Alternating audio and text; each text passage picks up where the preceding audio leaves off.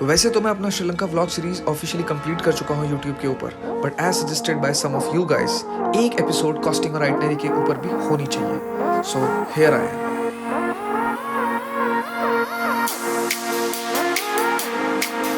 So this episode is going to be everything about मैंने ये trip कैसे plan किया, क्या कॉस्टिंग रखी, किस तरीके के होटल्स लिए और कौन से डेस्टिनेशन चूज किए, कौन से छोड़ दिए।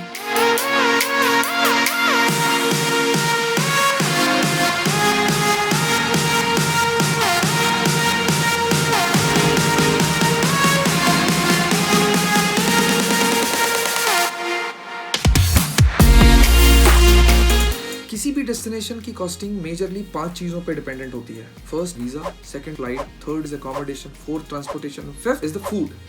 नाउ सबसे पहले वीजा की बात करते हैं। वीजा श्रीलंका का ऑन अराइवल है, फ्री ऑफ कॉस्ट है टिल 30th of April 2020। हो सकता है ये और भी एक्सटेंड हो जाए। Second is the flights. Flight book करने का मेरे हिसाब से सिर्फ 2 तरीका है। या तो आप एडवांस में बुक करो 5-6 महीने पहले, 7 महीने पहले, या फिर हर एक हफ्ते के बाद चेक करते रहो कि आपके ट्रैवल डेट पे किसी एयरलाइन का प्रमोशनल ऑफर आया है या नहीं। इसी तरीके से मैंने ये श्रीलंकन एयरलाइन की डायरेक्ट फ्लाइट 9,000 रुपए में बुक करी थी, डेली कोलंबो, कोलंबो दिल्ली। ये प्रमोशन आया था श्रीलंकन एयरलाइन का, जो उस वक्त पे हर वेबसाइट पे अवेलेबल था। सो आइडिया इज कि आपको ये पता करना है कि किस वक्त पे किस एयरलाइन का प्रमोशनल ऑफर आ रहा है। और ये कैसे पता कर सकते हो आप? Keep checking. या फिर you can also follow me on Instagram, जहां पर मैं इस तरीके की प्रमोशनल ऑफर्स को अपडेट कर देता हूँ। So visa done, flights done. अब हम आते हैं तीसरे सबसे इंपॉर्टेंट फैक्टर की तरफ, फूड। श्रीलंका में खाना बहुत सस्ता है। मैं बिल्कुल स्ट्रीट फूड की बात नहीं कर रहा हूँ, एक एवरेज रेस्टोरेंट की बात कर रहा हूँ। वहां पर आप बैठ करके खाना खाओगे, 50 से 60 रुपए में आपका खाना खत्म हो जाएगा। अगर आप वेजिटेरियन खाना खाते हो, कुछ वेरी कॉन्टिनेंटल फूड खाते हो, तो मैक्सिमम 150 से 200 रुपए। तो 2,500 रुपए के खर्चे में मैंने 10 दिन खाना खाया था, 3 टाइम। मुझे ऐसा लगा था कि हर बीच डेस्टिनेशन की तरह यहाँ पर भी सी फूड काफी मिलेगा, but to my surprise sea food जितना कॉमन है वहाँ पर उतना ही कॉमन चिकन या अदर नॉन वेजिटेरियन प्रोडक्ट्स भी है, और साथ में वेजिटेरियन प्रोडक्ट भी। श्रीलंका में दाल भी बहुत खाई जाती है और सब्जी भी बहुत खाई जाती है, तो मेरे पास फूड का तो कोई प्रॉब्लम ही नहीं था। वीजा, फ्लाइट और फूड के बाद अब बचता है स्टे एंड ट्रांसपोर्टेशन। उसके लिए मैं आपको अलग से कुछ नहीं बता रहा हूँ, मैं आपको अब लेके चलता हूँ सीधा अपने आइटनरी की तरफ। कोलंबो एयरपोर्ट से, जहाँ से मैंने अपनी ट्रिप स्टार्ट की, और वापस कोलंबो एयरपोर्ट तक मैं किन किन जगहों पर गया, क्या ट्रांसपोर्टेशन मोड यूज़ किए, किस किस होटल में रुका, और रास्ते में और अगर कुछ मिसलेनियस खर्चे हुए जैसे सिम या फिर इस तरह की कोई भी चीज़ें, वो सब आपको इसके दौरान पता चल जाएंगे। सो स्टार्ट करते हैं।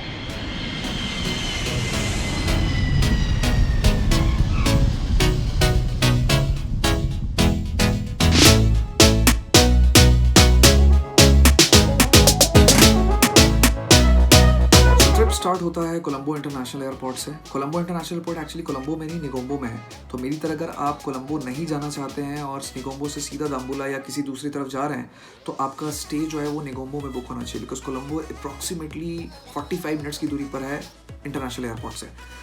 सो वीज़ा एंड इमिग्रेशन क्रॉस करने के बाद सबसे पहले मुझे सिम लेनी थी, क्योंकि मुझे कैब बुक करनी थी, और कैब बुक करने के लिए लोकल सिम होना बहुत ज़रूरी था। मैंने लिया एतिसलात। अब मैंने एतिसलात इसलिए लिया क्योंकि उस वक्त पे जितने भी और कंपनीज थी वहाँ पर, उसके कंपैरिजन में उनका ऑफर सबसे बेटर चल रहा था।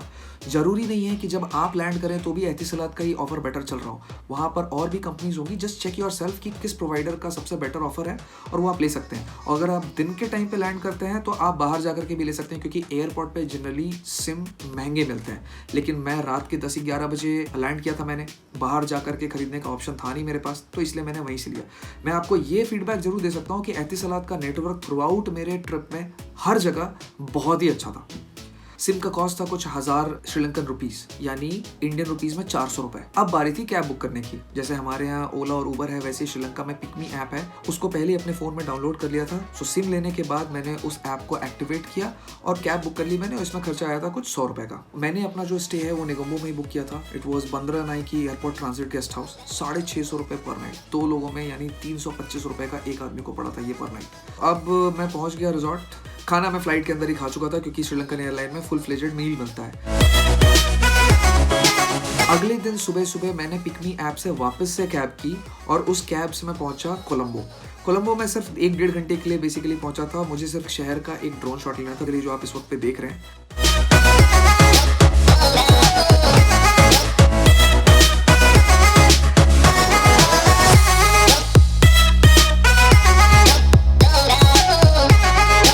कोलंबो की इन ड्रोन शॉट्स के बाद मैं निकला सीधा दाम्बोला की तरफ, जो कि कुछ 4-4.5 घंटे लगे। आप पब्लिक ट्रांसपोर्ट भी ले सकते हो, जो कि काफ़ी सस्ता है।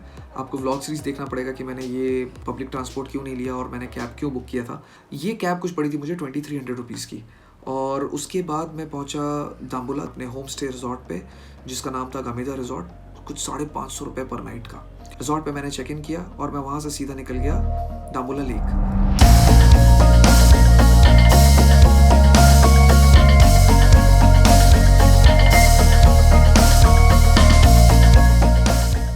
सनसेट के बाद वापस रिजॉर्ट की तरफ गया और अगले दिन सुबह मुझे सिगरिया लायन रॉक करना था, तो मैंने इन्हीं कैब वाले भैया को अगले दिन के लिए भी कंटिन्यू कर लिया, बिकॉज कैब्स मुझे बहुत ज़्यादा एक्सपेंसिव लग नहीं रही थी। अगली सुबह मैंने शुरुआत करी बहुत ही जल्दी, बिकॉज मुझे सिगरिया लायन रॉक के ऊपर चढ़ाई करनी थी। और चूंकि ये बहुत ऊंचा है तो जैसे जैसे धूप बढ़ेगी, गर्मी बढ़ेगी, बहुत अनकंफर्टेबल होता जाएगा। इसलिए एडवाइजेबल है कि आप बिल्कुल सुबह सुबह जाएं इस रॉक के लिए। इस रॉक की जो एंट्रेंस फीस है वो $30 है बाकी कंट्रीज के लिए, लेकिन सार्क के मेंबर जिसमें इंडियंस भी आते हैं, हमारे लिए वो 50% ऑफ है, यानी सिर्फ $15 की टिकट है। ये रॉक को करने में कुछ 4-4.5 घंटे लगते हैं। बहुत ही अनइमेजिनेबल, बहुत ही ऑसम एक्सपीरियंस है। ऊपर पहुंच करके एक अलग ही फीलिंग आती है। इस रॉक का कुछ ताल्लुकात रामायण से भी है और थोड़ा बहुत मेडिवल हिस्ट्री से भी है।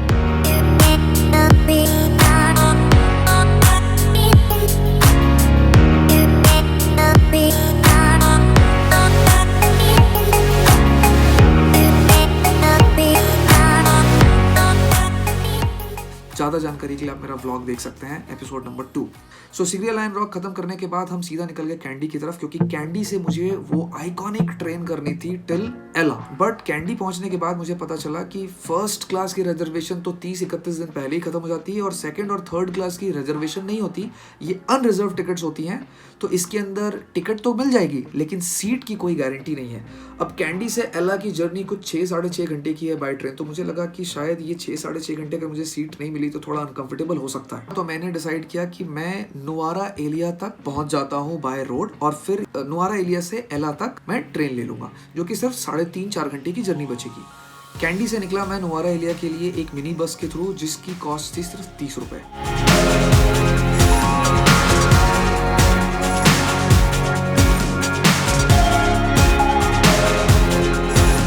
1.5 घंटे की जर्नी में मैं पहुंच गया नुआरा एलिया, और नुआरा एलिया में रुका मैं न्यू टूर इन पे, जो अगेन कुछ 1400 रुपये का रिजॉर्ट था। नुआरा एलिया जाने का एक और भी रीज़न था, नुआरा एलिया का लैंडस्केप बहुत ही खूबसूरत है। ये टी प्लांटेशंस की वजह से ना ये जगह कुछ अलग ही औसम दिखती है।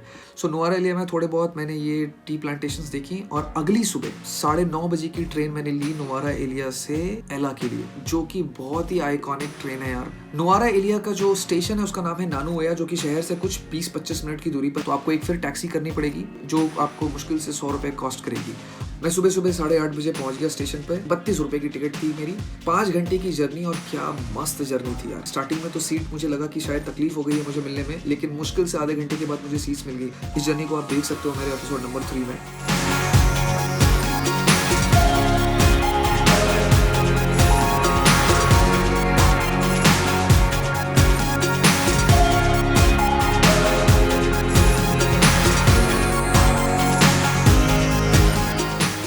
एला पहुंचने के बाद मैंने वहां से बुक किया एक ऑटो अपने रिजॉर्ट तक, जो मुझे मुश्किल से 50 रुपए का पड़ा। रिजॉर्ट था इस बार एला रिज व्यू, और व्यू बहुत अच्छा था, रिजॉर्ट भी बहुत अच्छा था, इसलिए इस बार थोड़ा महंगा भी था। ये रिजॉर्ट कुछ था 3,500 रुपए का for this night. Check in के बाद मैंने उन्हीं की मदद से लोकली एक स्कूटर रेंट किया, जो मुझे पर डे कुछ 450 रुपए का पड़ा, और उस स्कूटर से मैं निकल गया 9 आर्च ब्रिज की तरफ। वहाँ पर एक बहुत ही खूबसूरत शाम बिताई मैंने, क्योंकि ये जगह मेरे बकेट लिस्ट में थी पता नहीं कितने सालों से।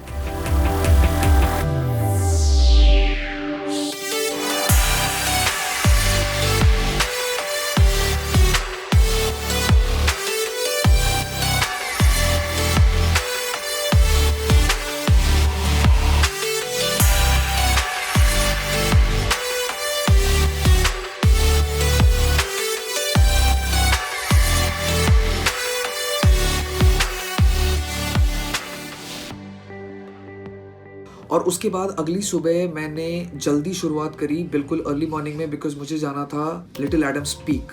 ये जगह भी बिल्कुल फ्री है, और क्या सनराइज देखा था यार यहाँ से मैंने, मतलब मजा ही आ गया।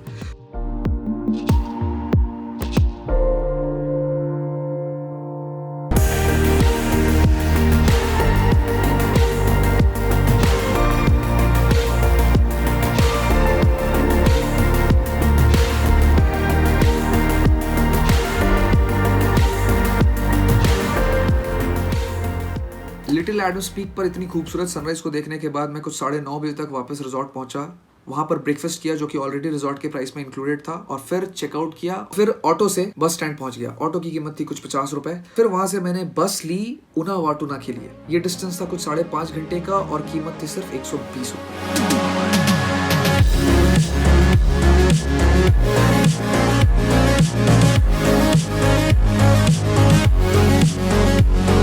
इस खूबसूरत जर्नी के बाद मैं पहुंचा उनावाटुना।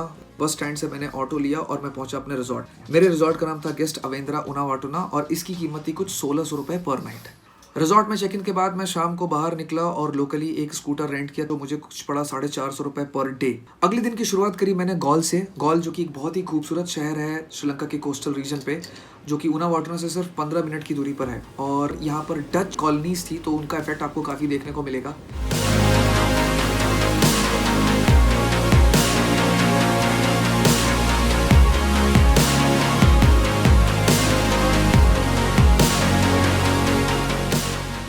हाफ डे तक मैं करीब गॉल घुमा और उसके बाद मैं वापस पहुंचा उनावाटुना बीच पर। लंच किया और नॉर्मल बीच पे एंजॉय किया।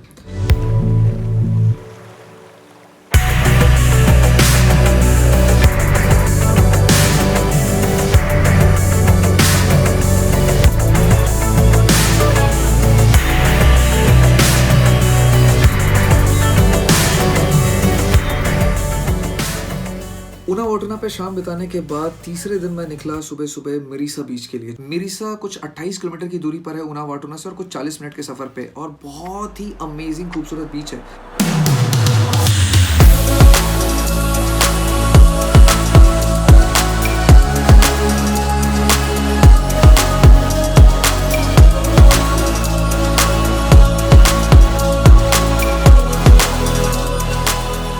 खूबसूरत बीच के साथ साथ मिरीसा खूबसूरत सनसेट पॉइंट्स के लिए भी बहुत फेमस है।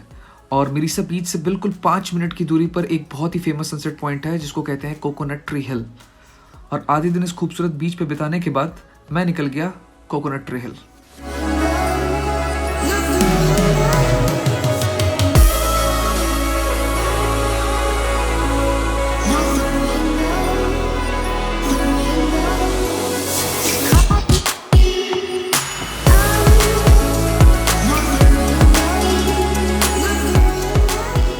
ये पूरा दिन मैंने बिताया मिरीसा बीच और कोकोनट ट्री हिल पे। और अगले दिन सुबह मैंने सिर्फ उनावाटुना से कुछ सोवेनियर शॉपिंग करी और उसके बाद उनावाटुना से कोलंबो इंटरनेशनल एयरपोर्ट के लिए मैंने एक कैब बुक करी, अगेन पिक मी ऐप के थ्रू, और जिसका कॉस्ट मुझे पड़ा कुछ 2400 रुपए का। सो ये थी ओवरऑल मेरी ट्रिपिंग और ये है पूरी उसकी कॉस्टिंग जो आप देख सकते हैं इस वक्त पे स्क्रीन के ऊपर। आई होप कि इस वीडियो के थ्रू आप लोगों को थोड़ी बहुत हेल्प मिल सकेगी अगर आप श्रीलंका प्लान कर रहे होंगे तो। और अगर नहीं प्लान कर रहे हैं तो प्लीज़ प्लान करो यार, it's a very beautiful country. Thank you so much. अगर वीडियो थोड़ी अच्छी लग रही होगी तो प्लीज़ सब्सक्राइब कर देना और बेल नोटिफिकेशन जरूर दबाना।